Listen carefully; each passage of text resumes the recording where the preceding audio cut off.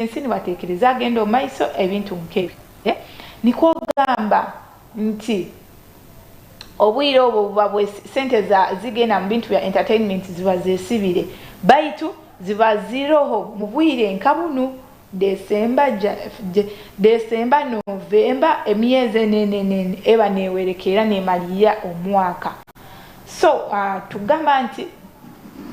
maybe abamu bakingwire habwe biro bikuru tukumanya kuba bisembeire business nkezo ezangire bekingura zikakolera kimu omubwire buno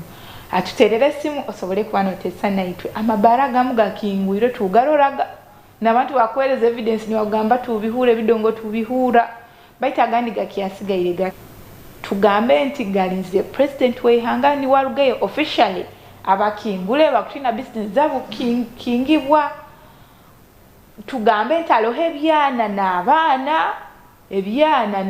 ebyana n'abaana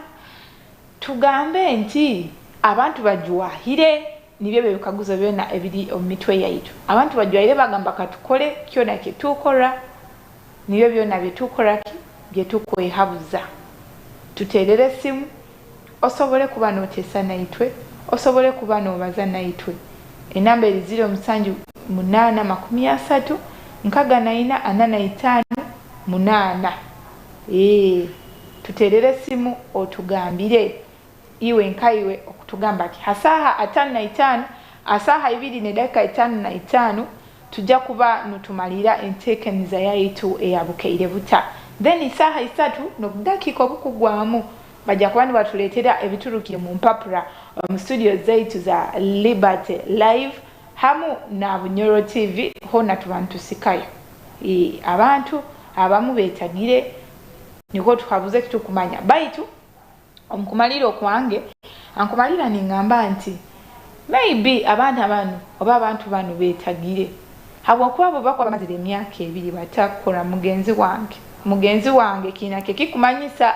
myaka 2 gimanyiro takora tokutaya akasente baito kwerisa okweraza rento inagisasura abakurentinga emere abana baina kulia abana ambabo bagaruka ya isomero oina kubayiyiza ensonga nkezo so maybe abantu bano bandi babetagire akusobora kuba kikusoboka bandi babetagire nibalora kiri too much katukoleki katwe kalakasi nete tukinguloho ekikuba kibe ekigendo maiso then osanga balabama bakingirwe eina bakyatinire tikuligamba magamba mukingule nangwa eina bakyatinire oba business zaabo bazitwara nke kekikwatika bagamba nangwa kaninde bakingule bwenda akingura batakakingwire bakankwata I will blame myself ebintu byange bikuba bigenzere loss ninyo akuba nagifuna ebintu